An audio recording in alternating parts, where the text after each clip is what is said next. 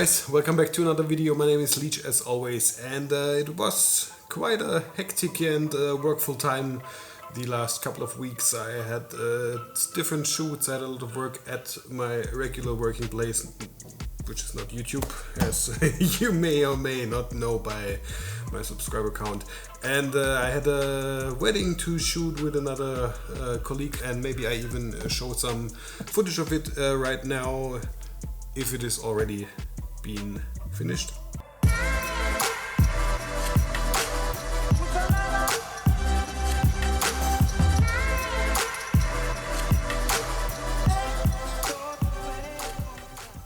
That could have been really great looking, maybe? I don't know.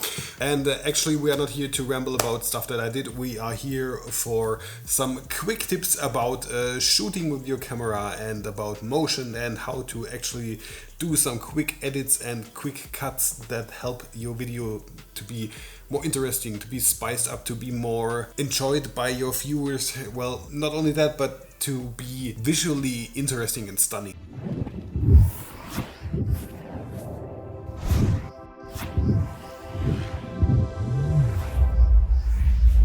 And without further ado, let's stop talking and actually begin talking about the actual video. Wow, that was a great transition.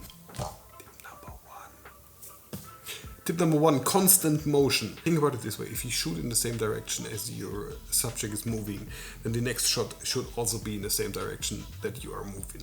It should have the same basic constant movement over and over again until you switch the scene completely. So think about it like this: having 4 or 5 shots that go in the same direction, let's say to the left, and then switching up and everything goes up. That's a great, quick and dirty way to make stuff actually great. But okay, now you have 4 or 5 shots of those situations, everything moves to the left, great. What about shots that are static, that are shot from a tripod? Actually, that's absolutely no problem. Just add some movement inside your post-production, like Premiere or After Effects or whatever you are using. You can just potentially scale it from small to big, from big to small, from left to right. If you shoot in 4K, that's absolutely no problem. And if you shoot in full HD, then that could potentially be a problem, but it shouldn't. So think about shooting in 4K instead of full HD makes everything a bit more easy and much more enjoyable for your viewers. Now, tip number 2. Simplify your shots. Simplify your shots means you should concentrate on the subject that you are shooting. Maybe it's a statue, maybe it's a person, maybe it's some animal or trees or whatever. Okay, let's say it's a person. You can put it into the center of your frame so that everything else that follows will also be in frame. That's pretty easy to achieve, and our human brain mostly, it's not as fast as you may think. So your human brain, not only yours but mine as well, our human brains perceive stuff that is put in that center frame much easier than if you put one thing in the center, then the next thing on the left corner, and the next thing down at the bottom and stuff. If you have 4 or 5 shots that are where the subject is centered, our brain recognizes, that's the same thing that was there before, and it's much easier to process the entire quick cut scene. Tip number 3, punching in and out. Punching in and out means punching in and out. Close-up shot, you have a middle shot, and then you have a wide shot. That means punching out in that case.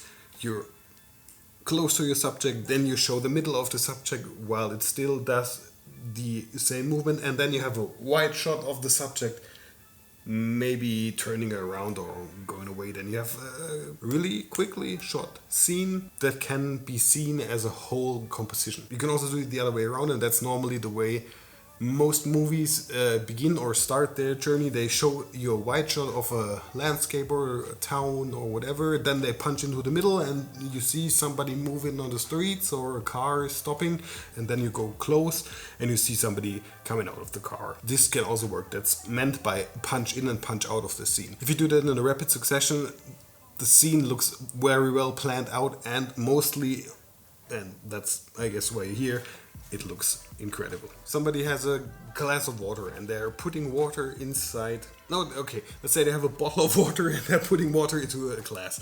And then in the next shot, you quickly cut that and use maybe audio as a transition. You see a river flowing by. That's a great move in between different shots, a shot that makes sense to the human brain. Or you have somebody throw a ball from left to right, and then you have in the next shot you have something else falling from left to right into the screen. It can be anything as long as it has the same coherent movement.